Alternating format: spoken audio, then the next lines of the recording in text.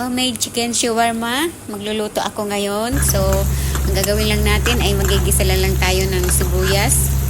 Tapos, ilalagay ko na yung marinated chicken. So, naka-frozen po siya kasi nilagay ko sa freezer. So, inimalt lang natin ang chicken para matutunaw na lang siyang sarili niya. So, pagkatapos niyan, lagyan natin ng konting black pepper para medyo mas malasa. Pagkatapos, so, halu-haluin lang natin. And then, pagluto na, so, pwede na natin ilipat muna sa plato. So, para mamaya set aside natin kasi may gagawin pa tayong iba. So, lipat-lipat lang muna sa plato. So, sa susunod natin gawin is magra-wrap na tayo. May wrapping na po tayo. So,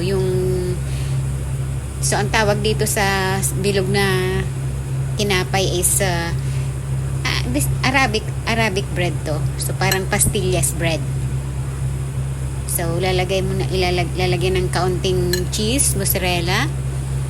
Tapos, ipapatong yung chicken. Patungan ulit ng chicken sa taas.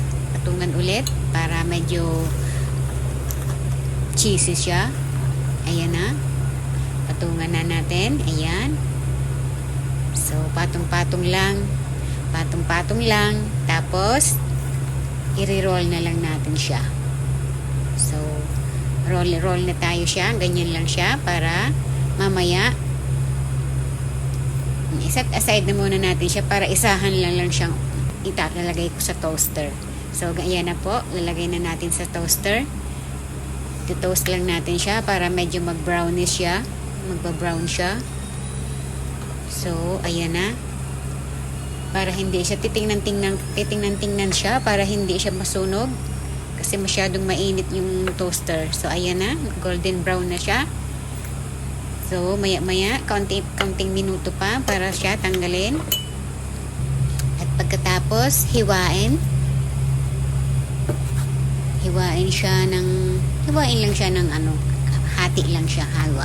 Yung gaano siya kahaba, hatiin lang siya. Tapos, ilalagay na sa serving dish. So, ayan na. So, bali, ang nagawa ko is, yung bali, 8 roll siya. So, bali, 8 roll. Pag pinaghati mo siya, is 16 lahat siya. So, for serving na siya mamaya. Kasi nag-order yung amo ko na, madadating kasi yung amo kong babae na nagpapaluto siya ng ganito. So, by serving na.